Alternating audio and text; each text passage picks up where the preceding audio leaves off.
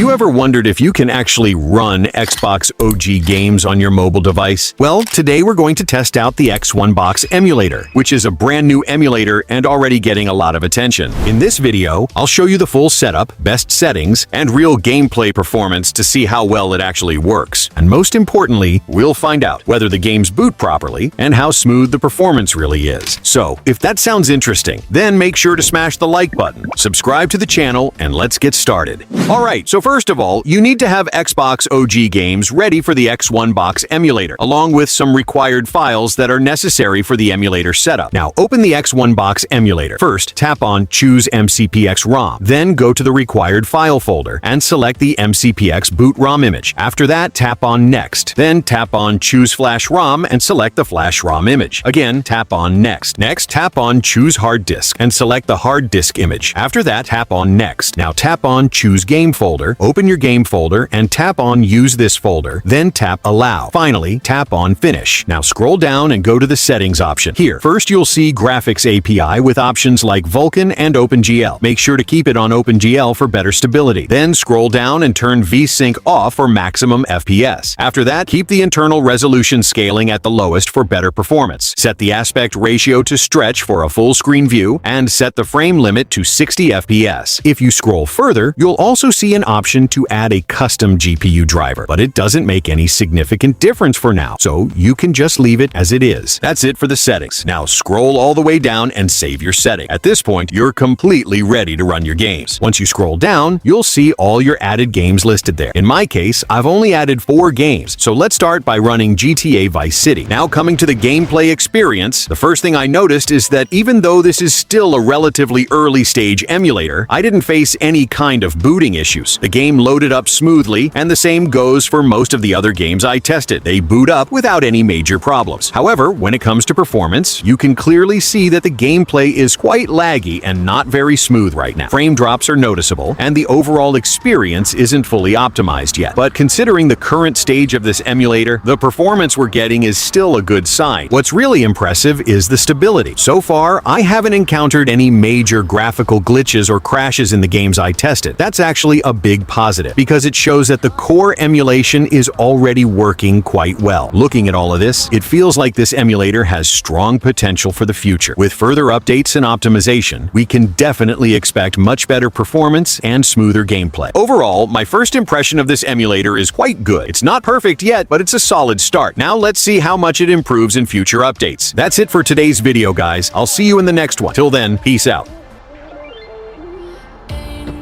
Shit about democracy and equality, but you got all this money, you ain't sharing it. Oh, you ignorant fools. 好的，追踪功能怪怪的，我帮你彻底检查。诊断软体将你的瞄准系统设定为一般。